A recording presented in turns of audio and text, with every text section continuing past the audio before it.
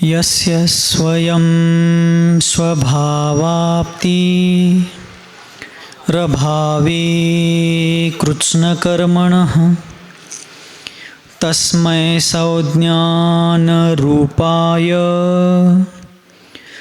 नमोस्तु परमात्मने।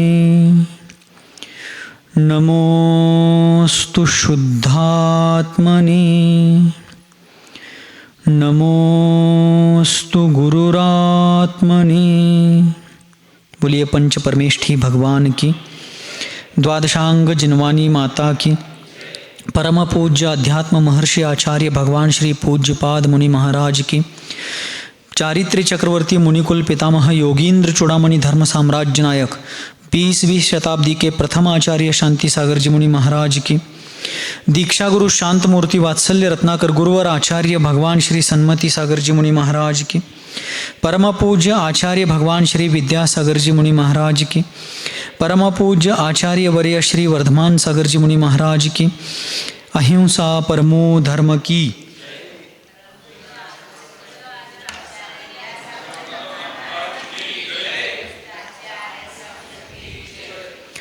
कबीरदास का एक दोहा आचार्य वर्धमान सागर जी महाराज हमेशा कहते हैं, करत करत अभ्यास से जड़मति होए सुजान, आवत जावत रस्सी से शिल पर होए निशान। पहले खेत को पानी सींचने के लिए घटी यंत्र होते थे, जिसको मराठी में अपन मोट म्हणतो ना, मोटी होते अगोदर। तो उसका उदाहरण महाराज देते थे उस दोहे के आधार पर।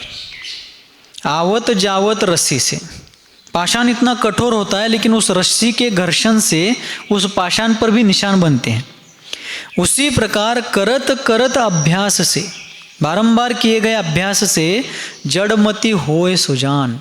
मति कितनी भी जड़ हो, अर्थात अल्पमति हो, जीव का पूर्वोपार्जित ज्ञानावरण कर्म कितना भी प्रबलतापूर्वक उदय में आवे, तो भी बारंबार किए गए अभ्यास के कारण वह व्यक्ति भी कुशल बनता है, प्रवीण बनता है। इसी बात को एक अंग्रेजी विचारक ने कहा, प्रैक्टिस मेक्स मैन परफेक्ट।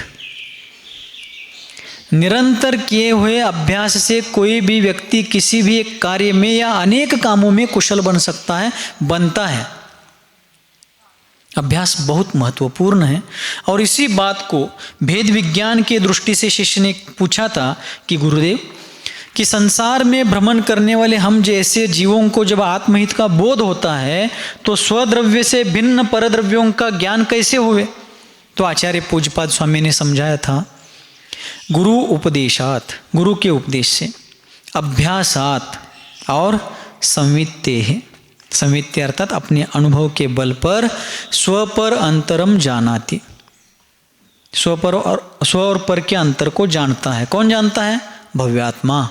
जो भाग्यवान भव्य जीव है, जिसको आत्महित का बोध हो चुका है, जो आत्मशोध के लिए प्रयास कर रहा है, उसको 3 उपायों से वस्तु स्वरूप का स्पष्टीकरण हो जाता है। स्व और पर में क्या अंतर है इसका भान हो जाता है। इसमें गुरु का उपदेश, तो कुंद भगवान का संदर्भ भी अपन ने कल देखा था। गुरु वैनम प्रवचन सार में उन्होंने कहा है कि गुरु के वचन मोक्ष मार्ग के 4 उपकरणों में से एक उपकरण है।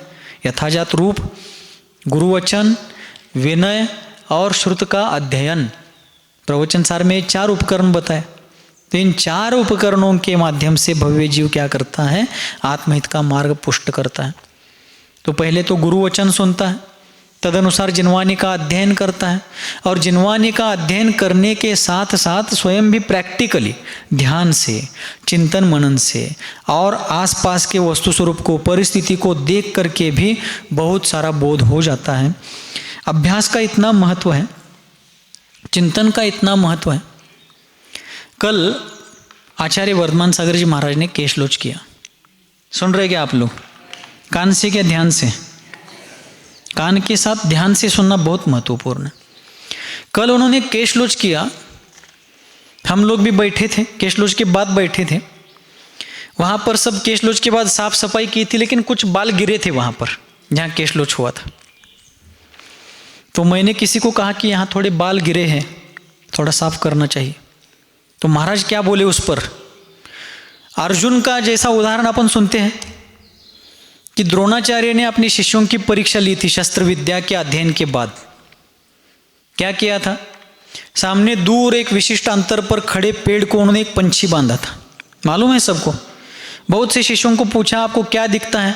कोई कहता है मुझे आकाश दिखता है, कोई कहता है मुझे पहाड़ दिखता है, कोई कहता है मुझे पंछियों का समूह उड़ता हुआ दिखता है, कोई कहता है पेड़ दिख रहा है, कोई कहता है पेड़ की डाली दिखती है, दूसरा कहता है मुझे पंछी दिखता है। सबने उत्तर दिए, लेकिन जब अर्जुन का नंबर आया तो अर्जुन को पूछा, अर्जुन कहता है गुरुदेव मुझे सिर्फ पंछी की आंख दिखती है, क्योंकि उसी को भेदने का उन्होंने अभ्यास दिया था, लक्ष्य दिया था, पंछी की आंख भेदनी है बाण से। उसी प्रकार कल महाराज ने जो उस प्रसंग में कहा, मैंने कहा ये बाल जरा यहाँ गिरे हैं थोड़ा साफ करो, जो लोग वहाँ उपस्थित थे उनसे कहा कि ये बाल थोड़े यहाँ से साफ करो। तो महाराज क्या बोले उस पर? तुरंत बोले देखो कुछ देर पहले ये बाल शरीर से लगे हुए थे, अब इसको शरीर से हटा दिया है, शरीर से बालों को अलग कर दिया है, अब अपन को ही शरीर से अलग होना है। देखो अर्जुन ने कहा कि मुझे पंछी की आंख दिखती है, महाराज ने कहा कि बाल शरीर से अलग हो गए, अब अपन ही शरीर से अलग हो। अभ्यासात, निरंतर अभ्यास। कल उन्होंने स्वयं प्रेरणा से उपवास, किसी ने उनको प्रेरणा नहीं दी है, स्वयं प्रेरणा से केशलोच उपवास पूर्वक किया हो तो प्रोटोकॉल ही। आज आहार निरंतर हो गया और आज भी स्वयं प्रेरणा से उन्होंने कल के लिए उपवास ग्रहण कर लिया। मेरी उम्र हो गई है, मुझे दुर्बलता आ रही है, शरीर में अनेक प्रकार से दुर्बलता के कारण मुझे पीड़ा हो रही है, कष्ट हो रहे, इसकी किसी बात की चिंता किए बिना स्वप्रेरणा से कल उपवास। एक साधक साध्य की ओर कैसे बढ़ता है इसका प्रैक्टिकली उदाहरण है हम सबके बीच में। सांगली के पास कस्बे डिग्रज नगरी है, वहाँ हमारे श्रुत सागर जी महाराज हैं। पूर्वोपार्जित कर्म के उदय से स्वास्थ्य थोड़ा अनुकूल नहीं है, किंतु उस स्थिति में भी पूरी जागृति के साथ अपनी संलेखना साधना में तल्लीन है। अब सिर्फ पानक ले रहे हैं, अर्थात पेय द्रव्य ले रहे हैं, घन आहार का त्याग कर दिया है, संलेखना के लिए निरंतर जागरूक है। आचार्य सुयश सागर जी महाराज, निर्यापक श्रमण धर्म सागर जी महाराज सतत उनको संबोधन, मार्गदर्शन, सेवा, वयावृत्ति जो कुछ भी संलेखना के अंतर्गत आता है वहाँ पर सब चल रहा है। अभ्यासात, यह अभ्यास है। देह और जीव दोनों परस्पर से भिन्न होते हुए भी दूध पानी की तरह एक में एक में घुल मिल गए हैं, एक में एक में अवगाहित हो गए हैं। ऐसा होते हुए भी दोनों का स्वरूप और दोनों का अस्तित्व स्वतंत्र है, किंतु आँखों से दिखता नहीं जाता, देखा नहीं जाता। अथवा जैसे संयम उपकरण है, पिच्छिका है, इसको मैं अलग रख सकता हूँ या रखी हुई हाथ में ले सकता हूँ, उसी प्रकार शरीर को यहाँ से निकाल कर वहाँ रख सकता हूँ, वहाँ से उठा कर ले सकता हूँ। ये शरीर के बारे में नहीं हो सकता।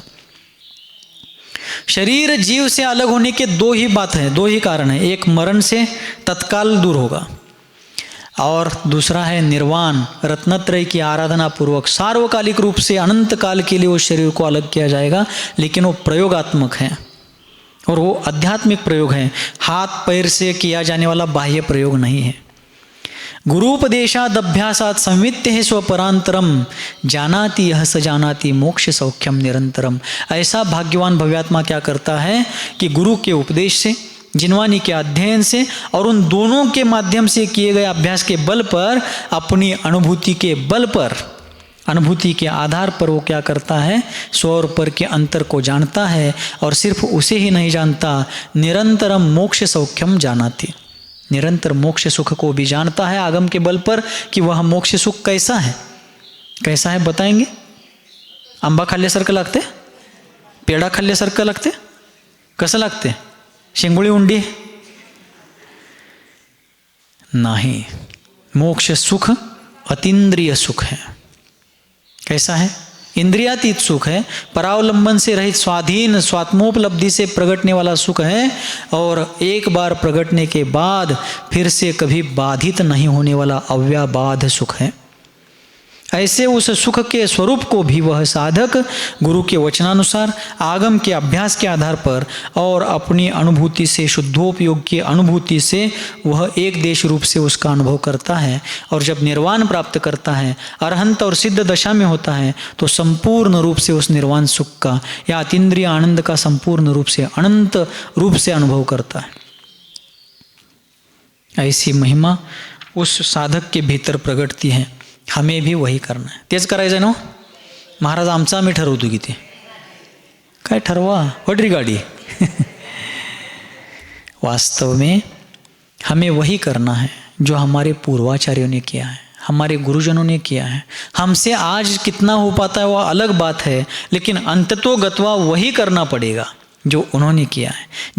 जिस मार्ग पर वे चले, जिस प्रकार से वे चले, जिस गति से वे चले, जिस दिशा में वे चले, वो सब हमें भी करना है। यदि उनके जैसा बनना हो तो, नहीं बनना हो तो वड्री गाडी कोणी तगद वड्री भी नमद्यान म्हणणे इल्ला ऐसा है। इसलिए आचार्य कहते हैं कि आत्महित का साधक जो है वह निरंतर उस विषय में प्रयास करता है। फिर शिष्य आचार्य महाराज को प्रश्न पूछता है कि हे गुरुदेव, ये तो आपने कहा कि गुरु के उपदेश से, अभ्यास से और संवित्ति अर्थात अनुभूति से भेद विज्ञान का परिचय हो जाता है, किंतु मोक्ष की अनुभूति में, मोक्ष सुख के अनुभव करने की दृष्टि से आत्मा का गुरु कौन है? मोक्ष मार्ग दिखाने की दृष्टि से तो हमारे निर्ग्रंथ दिगंबर गुरु पंच परमेष्ठी हमारे गुरु हो गए, लेकिन मोक्ष सुख का अनुभव यदि करना हो तो आत्मा का गुरु कौन है? प्रश्न कळला? प्रश्न समझ में आता है तो ही उत्तर समझ में आता है। वहां तुम्हें पहुंचना है। ये दिशा निर्देश, मार्ग निर्देश इत्यादि करने के लिए पंच परमेष्ठी गुरु हैं, लेकिन वहां पहुंचने पर क्या अनुभूति होगी, उसका अनुभव करने के लिए आत्मा का गुरु कौन है? ये प्रश्न जब शिष्य पूछता है तो आचार्य पूज्यपाद महाराज यहाँ पर 34वें श्लोक में उस प्रश्न का उत्तर देते हुए कहते हैं, आप लोग भी मेरे पीछे पीछे बोलेंगे। स्वस्मिन् सदभिलाषित्वा दभिष्ट ज्ञापकत्वतः स्वयं हित प्रयोक्तृत्वा दात्मैव गुरुरात्मनः स्वस्मिन् सदभिलाषित्वा दभिष्ट ज्ञापकत्वतः स्वयं हित प्रयोक्तृत्वा दात्मैव गुरुरात्मनः। आचार्य कहते हैं स्वस्मिन् अर्थात अपने में ही, अर्थात आत्मा में ही, स्वयं में ही, सत अर्थात प्रशस्त, प्रशस्त अर्थात मोक्ष सुख। प्रशस्त सुख कौन सा है? मोक्ष सुख है, क्योंकि वो स्वाधीनता, स्वावलंबन से प्रगटता है, आत्मा में से प्रगटता है। इंद्रिय सुख है वो पराधीन है, पुण्योदय से मिलता है, मिलने के बाद छूटता है, अनेक बार या बहुत बार या हर बार बाधित होता है। किंतु प्रशस्त सुख मोक्ष सुख है, क्योंकि वो एक बार प्रगटने के बाद कभी बाधित नहीं होता। अतीन्द्रिय, अव्याबाध, अनंतकालीन अर्थात कभी भी न मिटने वाला ऐसा वह स्वाधीन सुख है। ऐसा स्वयं में ही प्रगटने वाला जो मोक्ष सुख है, उस प्रशस्त मोक्ष सुख की अभिलाषित्वात्, अभिलाषा करने से, मोक्ष सुख की अभिलाषा कौन करता है? कॉमन में यदि कहा जाए मोक्ष सुख या संसार सुख ऐसा कहने के बजाय सामान्य से यदि कहा जाए सुख की अभिलाषा कौन करता है? जीव करता है।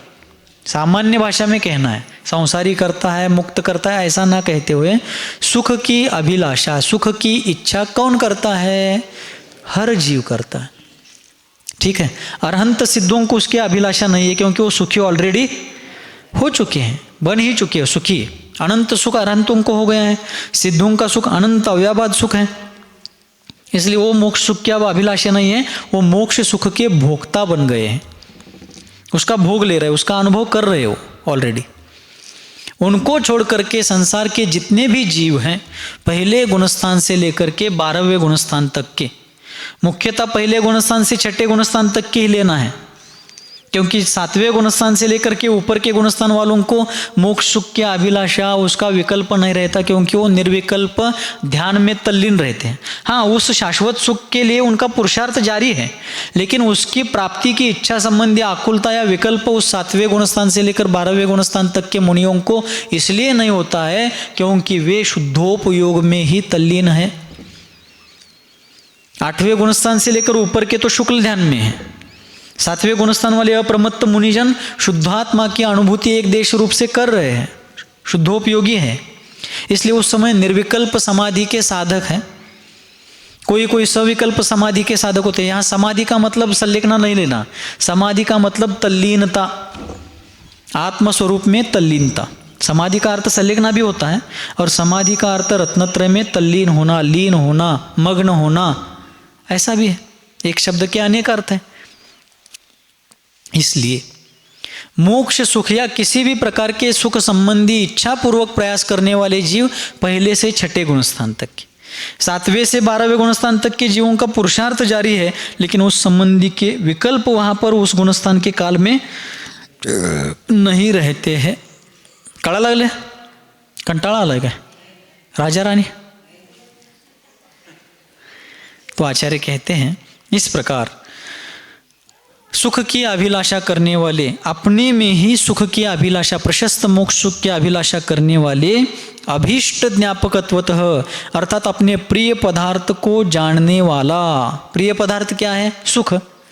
सभी को सुख ही प्रिय है। संसार दशा में रहने वाले कोई जीव, कोई शराब प्रिय होता है उसको, लेकिन शराब पीने के पीछे भी उसका उद्देश्य सुखी होना है। भले वो अज्ञान के पूर्वक उसका उद्देश्य है, अज्ञान के कारण वो ऐसा मानता है। कोई पैसे कमाने में सुख मानता है, लेकिन पैसा भी सुख के उद्देश्य से कमा रहा है, भला ही उसमें वास्तविक सुख नहीं है। लेकिन सबका प्रयास सुख के लिए है। तो इष्ट सबको क्या है? सुख। किसी को अपने इष्ट लोग मिलने पर सुख मिलता है, लेकिन इष्ट व्यक्ति ये महत्वपूर्ण नहीं है, उसके मिलने से मुझे समाधान, सुख, आनंद आने वाला। अर्थात टोटल केंद्र बिंदु में कौन है? सुख। ठीक है। किसी किसी को लगता है मुझे मान सम्मान मिलना चाहिए, मेरी वाहवाही होनी चाहिए। मान सम्मान वाहवाही के पीछे भी क्या है? सुख की अभिलाषा। किसी भी कार्य के पीछे सुख की ही यत्नचारिता है, प्रयत्नचारिता है। इसलिए आचार्य कहते हैं सबको अभीष्ट तो सुख ही है, लेकिन सुखों में प्रशस्ततम सुख, सच्चा सुख यदि कोई है तो वह मोक्ष सुख है। तो संसार के जीव उस मोक्ष सुख को जानने वाले हैं। इसलिए स्वयं हित, अपने हित में प्रयोक्तृत्वात्, प्रवृत्त होने से, अपने हित में प्रवृत्त भी जीव ही होता है। देखिए 3 बातें हो गई। कौन कौन सी? एक तो अपने में सुख की भावना रखने वाला है, ठीक है। दूसरा है उस सुख को, इष्ट सुख को जानने वाला है, दूसरा बिंदु। सुख की अभिलाषा करने वाला, सुख को जानने वाला, और तीसरा उस सुख को सुख को पाने के लिए प्रयास करने वाला। अभिलाषा, जानना और प्रयास करना। सुख की अभिलाषा होना, उस सुख के स्वरूप को जानना, और फिर उस जाने हुए सुख को पाने के लिए प्रयास करना।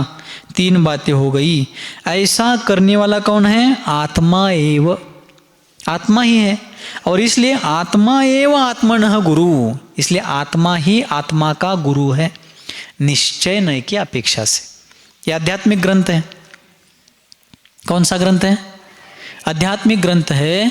और यहाँ पर संपूर्ण पर पदार्थों से हट करके अपने तक आने की चर्चा चल रही है। पिछले श्लोक में वही हुआ था, स्वपरांतरम, स्व और पर में अंतर जानना है। तो गुरु हमारे पूज्य हैं, लेकिन पूज्य होते हुए भी वो हमसे भिन्न है, हम उनसे भिन्न हैं, क्योंकि उनका द्रव्य क्षेत्र काल भाव, हमारा द्रव्य क्षेत्र काल भाव, जिसको चतुष्टय कहा जाता है। 4 बातें हैं ना, द्रव्य, क्षेत्र, काल और भाव। उनका द्रव्य क्षेत्र काल भाव अलग है, मेरा द्रव्य क्षेत्र काल भाव अलग है। जैसे मेरा उनसे भिन्न है, वैसा आपका भी हम सबसे भिन्न है। सभी द्रव्य स्वतंत्र है। कल करेले के सब्जी का उदाहरण देखा था हमने, 6 बातें डाली है उसमें। आज केलता काय? अगोदर केला असाल, पुढं कराल, पण ते खाल्ल्यानंतर त्याचं प्रॅक्टिकली आता लक्ष देऊन बघा। अगोदर पण लक्षात आलं असेल, नाही असं नाही आहे। आगे भी प्रॅक्टिस जब आप करेले की सब्जी करेंगे इस विधि से, तो आप ध्यान दे करके देखिए, करेले का स्वाद स्वतंत्र आ रहा है, गुड़ का स्वाद उसमें मिठास आ रही है, नमक का खारापन भी लग रहा है, मिर्ची का तीखापन भी लग रहा है, इमली का खट्टापन भी है, घी का चिकनापन भी है। एक मिश्रण होते हुए भी सबका अस्तित्व स्वतंत्र है। उसी प्रकार एक संघ में अनेक मुनि महाराज, यहाँ तो बहुत कम है। भद्रभाव आचार्य देव के संघ में 24,000 मुनि महाराज थे, एक आचार्य के 24,000 शिष्य थे, और भी ज़्यादा कम ज़्यादा हो सकते हैं। सब एक समूह के रूप में एक साथ है, लेकिन सबका अस्तित्व स्वतंत्र है। एक द्रव्य का दूसरे द्रव्य में अत्यंत अभाव है। कैसा भाव है? अत्यंत अभाव। एक मेघ के साथ रह सकते हैं। इसमें 720 पंख हैं। कितने हैं? किसी किसी में कम ज़्यादा भी हो सकते हैं।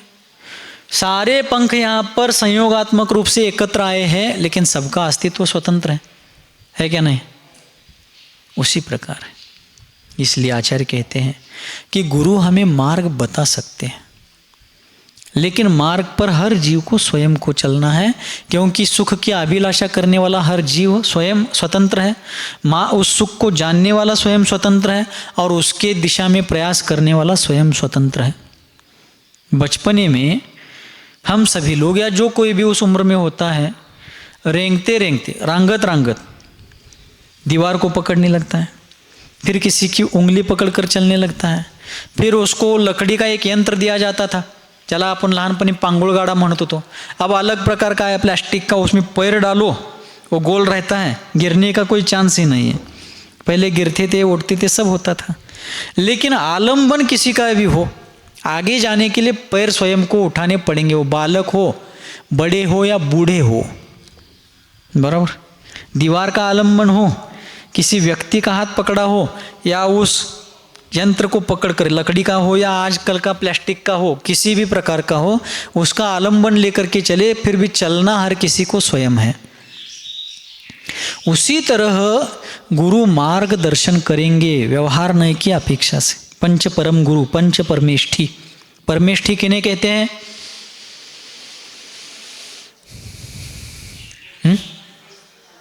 जरा जोरात सांगा, माझा एकट्याचा आवाज एवढा मोठा आहे, सगळ्यांचा मिळून एवढा लहान। परम पद में, परम पद यानी पद यानी क्या? प्रधानमंत्री पद, राष्ट्रपति पद। पद का मतलब क्या लेना है? सभी चीज़ें स्पष्ट होनी चाहिए। हाथ की रेखाएं दिख रही क्या मेरे? नहीं दिख रही? अपने अपनी देखिए आप लोग, बघा जरा बघू, दुसऱ्याला दाखवण्यापेक्षा स्वतःच बघा आपला हात, काय भविष्य दिसते काय? हाथ सामने देखने पर हस्तरेखाएं जितनी स्पष्ट दिखती हैं, उसी प्रकार शास्त्र पढ़ने पर वस्तु स्वरूप स्पष्ट दिखना चाहिए। आगम चक्षु से क्यों ना हो, शास्त्र दृष्टि से क्यों ना हो, उसमें स्पष्टता होनी चाहिए। थोड़ा जानेंगे लेकिन स्पष्ट जानेंगे। बहुत कुछ पढ़ा है लेकिन सब अस्पष्ट है, क्या उपयोग है? थोड़ा जानना है लेकिन स्पष्ट जानना है। हमें बचपन में घर में कहते थे, थोड़ा खाओ लेकिन अच्छा खाओ। उसी प्रकार थोड़ा जानेंगे लेकिन स्पष्ट जानेंगे। संदिग्धता नहीं होनी चाहिए। पद का मतलब क्या है? कोई सरपंच पद है, कोई सांसद पद है, विधायक पद है, आमदार खासदार पद, वैसा पद नहीं लेना यहाँ। पद यानी भूमिका, अवस्था, जीव की एक दशा, अरहंत दशा, सिद्ध दशा, आचार्य दशा, उपाध्याय दशा, वो भूमिका, उस रूप से परिणमने वाले जीव, साधु दशा, तो पूज्य पद है, अर्थात पूज्य दशा है। क्यों? स्वभाव तो शुचौकाये रत्नत्रय पवित्रते। रत्नत्रय के कारण वो पूज्य दशा को प्राप्त हुए हैं। ठीक है? ऐसे पंच परमेष्ठी हमारे लिए व्यवहार से गुरु हैं, किंतु निश्चय से हम ही अपने गुरु हैं। मग आता कुठल्या महाराजांच्याकडे जायचं काही गरजच नाही आपल्याला। अब कोई महाराज नहीं चाहिए, हम ही हमारे गुरु हैं, ऐसा नहीं मानना है। जब तक हम उस सर्वोच्च दशा को प्राप्त करने के काबिल नहीं बनते, तब तक गुरुओं की उंगली पकड़ करके चलना है। कौन से गुरु, कैसे गुरु, कल ही बताया था। गुरु अच्छे नहीं सच्चे होने चाहिए। और सच्चे गुरु कौन? जो रत्नत्रय के आराधक हैं। ऐसे गुरुओं का मार्गदर्शन लेकर के चलना है। लेकिन जब उनका मार्गदर्शन चाहिए तब मार्गदर्शन लेना, उसके उपरांत स्वयं भी अभ्यास करना, स्वयं भी प्रयास करना। ऐसा करते करते यह संसारी जीव क्या करता है? अपने आत्महित की सीढ़ियाँ चढ़ता जाता है। क्योंकि मोक्ष सुख को चाहने वाला भी जीव स्वयं है, उसको जानने वाला भी स्वयं है, वहाँ तक पहुँचने के लिए रत्नत्रय को धारण करने वाला भी स्वयं है, उसके लिए उस मार्ग पर चलते हुए उपसर्ग परिचय आदि को सहने वाला भी जीव है, उन सबको सहन करते हुए समता भाव धारण करने वाला भी जीव है। संवर निर्जरा करते करते एक दिन संपूर्ण निर्जरा करके संसार से मुक्त होने वाला भी जीव ही है।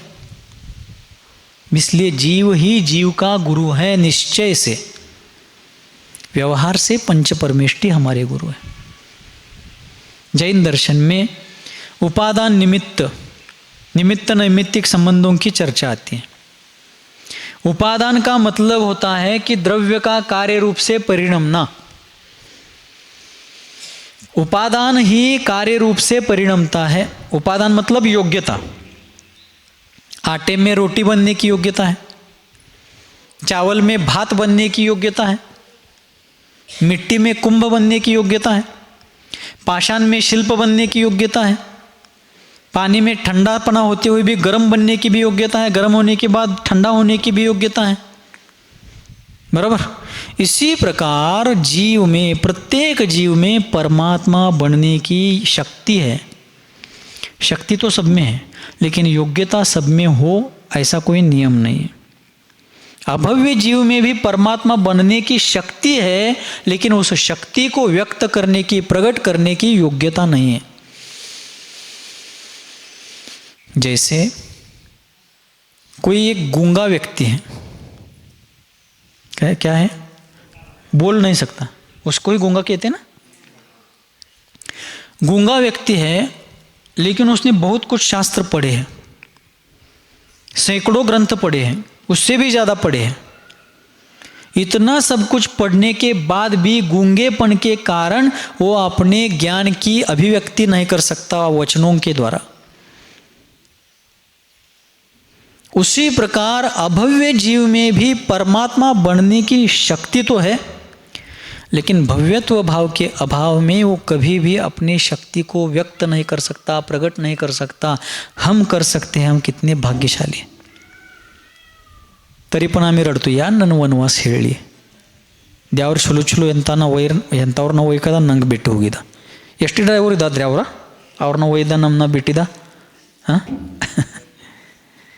मतितार्थ ये है, जो हमें मिला है उसका मूल्य यदि हम समझते तो 3 लोक की संपदा भी कम है। भव्यत्व भाव, सबसे पहले भव्यत्व भाव मिला है। अभव्य जीव भी 9वें ग्रह तक जा सकता है, लेकिन वहां जाकर के भी फायदा क्या है? हम कहीं गए ना गए, जाए ना जाए, लेकिन सबसे पहले तो हमें भव्यत्व मिला, उसका ही मूल्य पहचानिए। उस भव्यत्व के बल पर हम सम्यक दृष्टि बन सकते हैं। सम्यक दृष्टि सम्यक ज्ञानी होता ही है। तत्काल या कालांतर में इस चारित्र को भी धारण कर सकते हैं, अर्थात रत्नत्रयधारी बन सकते हैं। रत्नत्रयधारी बन करके उसी भव में या कुछ भवों में अष्ट कर्म को नष्ट करके अपने इष्ट सुख को प्राप्त कर सकते हैं, करते हैं, करेंगे। और जब तक वह प्राप्त नहीं होता तब तक जिन धर्म के प्रसाद से, उसकी कृपा से संसार दशा में रहते हुए भी आनंदपूर्वक जीवन जिएंगे, संसार में जितना संभव है। ये सब कुछ हमें मिला है, इसलिए हम जैसे भाग्यवान हम ही हैं। दूसरे के भाग्य से तुलना करने की आवश्यकता, और करेंगे तो आकुलित होंगे। एक हाइकू लिखा था एक बार, 2 में तुलना, पहली पंक्ति है। पहली पंक्ति क्या है? 2 में तुलना तूल पकड़ती है, दूसरी पंक्ति है तूल पकड़ती है। हिंदी भाषा में तूल पकड़ना मतलब विवाद की जड़, झगड़े की जड़, बराबर है ना। 2 में तुलना तूल पकड़ती है, अतुल बनूं। तीसरी पंक्ति क्या है? अतुल बनूं, किसी से तुलना ही ना हो ऐसा बनना है हमें। अभी तुलना होती है, लेकिन हम बनना कैसे है? दो में तुलना तूल पकड़ती है, अतुल बनूं।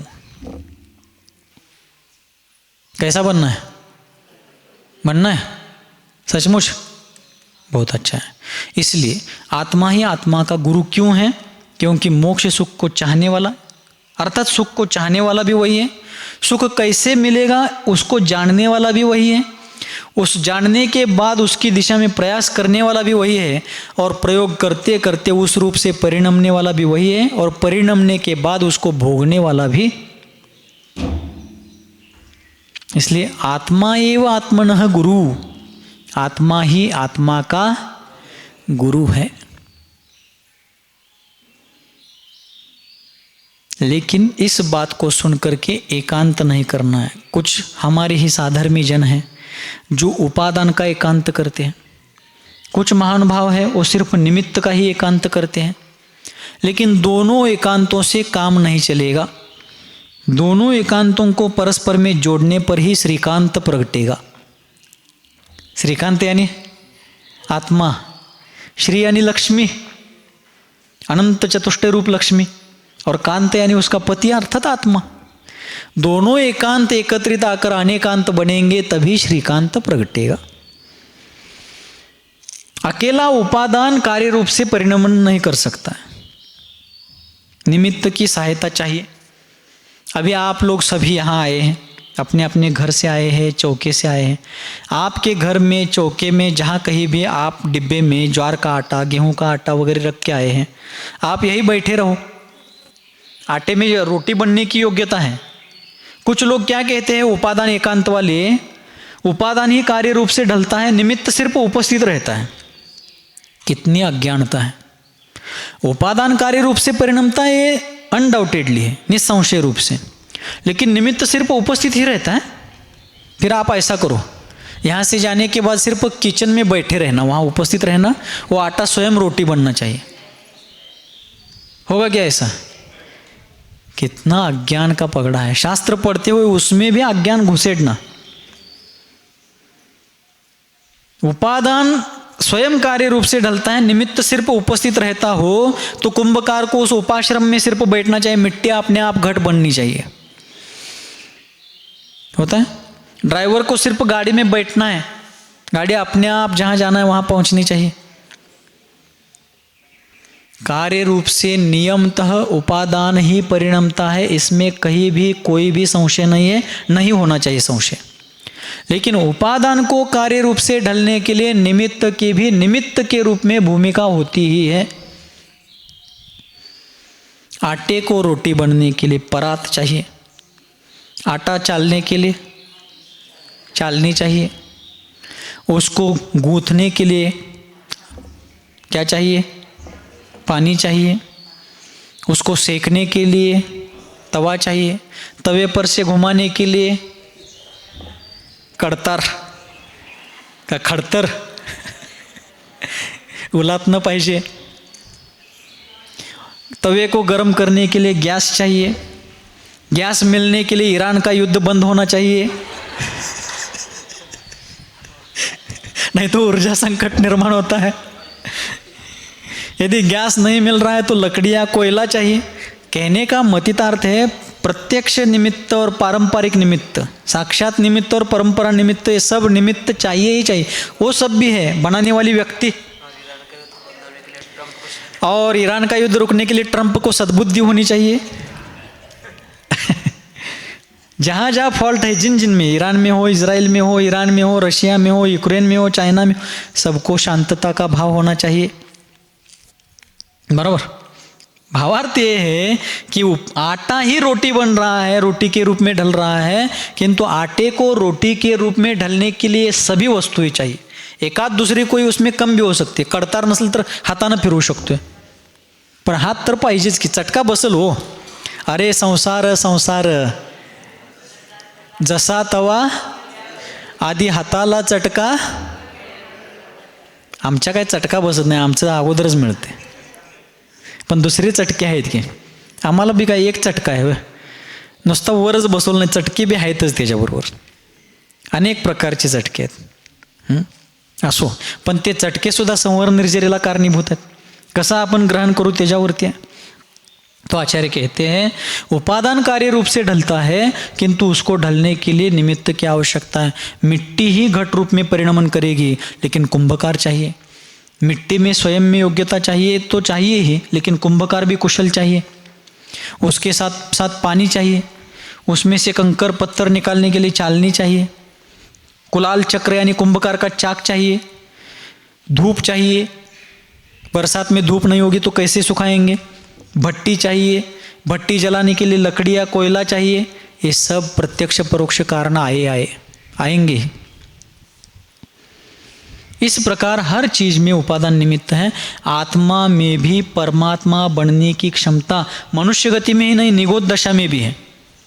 किंतु क्यों निगोदी जीव डायरेक्ट मोक्ष प्राप्त नहीं करते? निगोदी छोड़ दीजिए, क्यों सर्वार्थ सिद्धि के अहमिंद्र वही के वही सिद्धशिला पास में है.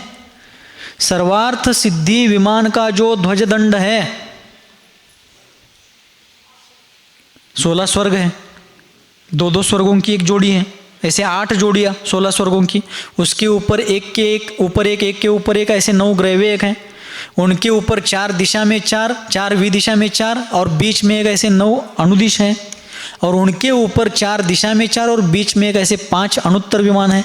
बीच वाला जो है 5वां सर्वार्थ सिद्धि, वहाँ से उसके ध्वजदंड से ऊपर 12 योजन जाने पर सिद्धशिला है. सिर्फ 12 योजन, यहाँ से 7 राजू यानी असंख्यात योजन, वहाँ से सिर्फ 12 योजन है. और उसके ऊपर कुछ अंतराल जाने पर सिद्ध लोक है. तो वहाँ से वहाँ अहमिंद्र क्यों नहीं जाते मुक्ति को? उपादान तो उनमें भी है. योग्योपादान योगेन दृषदः स्वर्णता मता द्रव्यादि स्वादि संपत्ता. द्रव्यादि यानी द्रव्य क्षेत्र काल भाव, वहाँ उपादान है लेकिन निमित्त नहीं है. द्रव्य क्षेत्र काल भाव का निमित्त तो उनको भी चाहिए. तो द्रव्य मतलब औदारिक शरीर और वज्र वृषभ नाराज सहनन मनुष्य गति में. औदारिक शरीर तो तिर्यंच गति में भी है, किंतु मनुष्य गति में औदारिक शरीर वज्र वृषभ नाराज सहनन सहित चाहिए. ये हो गया द्रव्य. क्षेत्र अर्थात कर्मभूमि, जो 15 कर्मभूमियाँ हैं, 5 भरत 5 ऐरावत और 5 विधेय के अंतर्गत आने वाली जो आर्यखंड है, ये कर्मभूमि रूप क्षेत्र हो गया.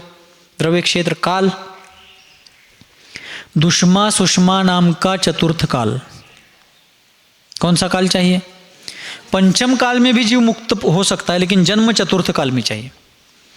वर्तमान में अपवाद ये रहा, आदिनाथ भगवान का जन्म भी तृतीय काल में हुआ और निर्वाण भी तृतीय काल में हुआ. ये हुंडक काल का प्रभाव है. किंतु सामान्यतः नियम है कि चतुर्थ काल में जन्म होना चाहिए. फिर निर्वाण चतुर्थ में भी हो सकता है, पंचम में भी. वर्तमान पंचम काल में भी 3 अनुबद्ध केवली निर्वाण को प्राप्त हुए, किंतु उनका जन्म चतुर्थ काल में था. चतुर्थ काल क्यों चाहिए? क्योंकि चतुर्थकालीन जीव ही उत्कृष्ट सहनन से जन्म ले सकते हैं. पंचम काल में 6 में से अंत के 3 सहनन होते हैं, वो भी प्रारंभिक दौर में. अंत में जाकर के सिर्फ अंतिम सहनन होता है. कळा लागले काय का वर्ण चालले सगळं? जेवढं समजते तेवढं समजून घ्या. समजत नसलं तर त्याच्यावर श्रद्धा ठेवा, कारण जिनेंद्र देवांची वाणी. द्रव्य क्षेत्र काल चतुर्थ काल चाहिए. और भाव रत्नत्रय से विशुद्ध शुक्ल ध्यानात्मक भाव चाहिए. रत्नत्रय तो पंचम काल में भी है, लेकिन पंचम काल वाला रत्नत्रय परंपरा से निर्वाण को कारण है, लेकिन चतुर्थ काल वाला रत्नत्रय ही शुक्ल ध्यान समन्वित रत्नत्रय ही क्षपक श्रेणी युक्त हो, तभी वह निर्वाण का कारण है. जरा जरा करंट लागा लागला ना. तो यह सब द्रव्य क्षेत्र काल भाव जो है वहाँ नहीं है. इसलिए उपादान है लेकिन निमित्त नहीं है. ठीक है. इसलिए निमित्त के अभाव में अकेला उपादान कार्य नहीं कर सकता. उसी तरह उपादान नहीं है, निमित्त बहुत समर्थ है, कुछ नहीं हो सकता. साक्षात आदिनाथ भगवान विराजमान थे, लेकिन मारीची में योग्यता नहीं थी निर्वाण प्राप्ति की. उस समय समोत्सरण से निकल गया, बगावत कर गया. बगावत म्हणजे बंडखोरी. साक्षात तीर्थंकर थे, उनके स्वयं के दादा थे. दादा म्हणजे आजोबा, वडिलांचे वडील. ऐसा होते हुए भी तीर्थंकर के विरुद्ध, अपने दादा के विरुद्ध जाकर के धर्म के कार्य में द्रोह कर दिया। ये लोक व्यवहार हो गया, व्यावहारिक दृष्टिकोण हो गया। किंतु आचार्य कहते हैं कि उस जीव का उपादान ही नहीं था, उस समय योग्यता ही नहीं थी। और वही जीव जब सिंह के पर्याय में था तो दो सामान्य मुनियों के संबोधन से सद्गति को प्राप्त होता है, सदाचार को प्राप्त होता है। हाँ, वे दो मुनि हमारी तुलना में असाधारण, असामान्य थे, लेकिन आदिनाथ भगवान की तुलना में सामान्य मुनि थे। लेकिन तीर्थंकर की वाणी सुनकर के वो निर्वाण को प्राप्त नहीं हुआ, बल्कि अहंकार आ गया कि तीर्थंकर बता रहे कि मैं तीर्थंकर बनने वाला हूं, फिर मैं इनके सामने मस्तक क्यों झुकाऊं। ईगो। सिद्धांत सागर जी महाराज ने एक ग्रंथ पढ़ा था, एक पुस्तक, अंग्रेजी पुस्तक, ego is the enemy. Ego is the enemy पुस्तक का नाम था। अहंकार ही हमारा एनिमी अर्थात शत्रु है। आचार्य विद्यासागर जी महाराज ने एक जगह कहा, जो मानते हैं स्वयं को सबसे बड़े हैं वे बहुत दूर अभी धर्म से खड़े। स्वयं को बड़ा मानने वाला धर्म से दूर खड़ा है। माझ्यासारखा कोणच नाही, माझ्या एवढी शेती कोणाकडं नाही, माझ्या एवढा पैसा कोणाकडं नाही, माझ्या एवढं सोनं कोणाकडं नाही, माझ्या एवढी माणसं कोणाकडं नाहीत, माझ्या एवढं ज्ञान कोणाकडं नाही, माझ्या एवढं तप कोणाकडं नाही। काय घेऊन बसलाय? आत्ता श्रीमंतातल्या श्रीमंताकडे जेवढी संपत्ती आहे, चक्रवर्तीच्या घरात फरशी पुसणाऱ्याकडे तेवढी होती। काय तेगार सांगायला लागलाय हां ಯಾನ್ ತೇಗಾರ ಹೇಳ್ತ ನನ್ನ ಮಗಳ ತಲ್ಲಿ ನಂದುಸ್ಕದಾಳ ಗಬೇದಾಳು ಈಕಿದ ತೇಗಾರ ಹೆಚ್ಚ ಅವಂದು ಅವು ಅನ್ನೋದೇನು ಅದು ನೀವು ನೋಡ್ರಿ ಮುಂದೆ ನಾ ಏನು ಅನ್ನಂಗಿಲ್ಲ. ನಮ್ದು ತಿಂದು ಇವ್ ಸ್ವಾಮಿ ನಮ್ಗೆ ಹಿಂಗೆ ಅನ್ಕದ ಅನ್ನೋರು ಮತ್ತೀನಿ ಇವ್ರ ಮುಂದಿನ ರಿಕಾಮೆ ಜಾಗ ನೀವು ತುಂಬ್ರಿ, ನಾ ಏನು ನೋಡಂಗಿಲ್ಲ ಅದೇ.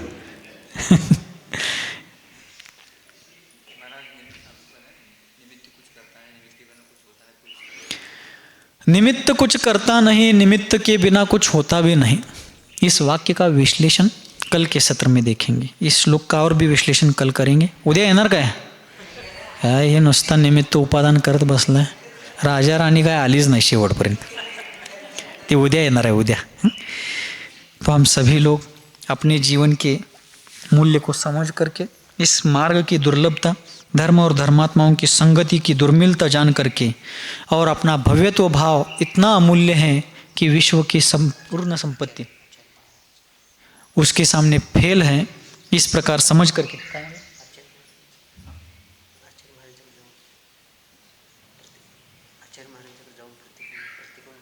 करेंगे। तो इसी प्रकार इन सबको समझ करके हम लोग अपने आत्महित के मार्ग में दक्ष बने। इसी भावना के साथ जिनके हृदय रूपी पद्म सरोवर से विश्वव्यापी वात्सल्य की लोक कल्याणकारिणी धर्मगंगा सर्वजन सुखाय और सर्वजन हिताय इस लोकोत्तर भावना से निरंतर और निर्व्याज रूप से बहती है, जो वर्तमान धर्म तीर्थादिनायक भगवान सन्मतिनाथ के लघुनंदन हैं, जो चारित्र्य चक्रवर्ती आचार्य भगवान श्री शांति सागर जी महामुनिराज की मूल संघ आचार्य परंपरा के आभूषण स्वरूप हैं, जिनका जीवन मानवता का मानदंड और उदारता का उदाहरण है, मूलाचार ही जिनका साधन है और समय सार ही जिनका साध्य है, जो धर्मरथ के समर्थ सारथी हैं, संसार समुद्र में डूबने वालों के लिए जो अभेद्य धर्म नौका समान है, जो अज्ञान रूप अंधकार में भटकने वालों के लिए रत्नत्रय के रत्नदीप है, जिनका जीवन सहजता और सरलता के कारण सुंदरता से भी सुंदर बना है, ऐसे मेरे जीवन के सर्वे सर्वा भाग्य विधाता सन्मति सागर आचार्य देव के त्रिभुवन सुंदर लोक पूज्य चरण कमलों में यही प्रार्थना करता हूँ कि हे गुरुदेव, सभी की मति सन्मति हो और सभी की गति पंचम गति मोक्ष गति हो। इन्हीं मंगलमय भावों के साथ बोलिए गुरुवर आचार्य भगवान श्री सन्मति सागर जी मुनि महाराज की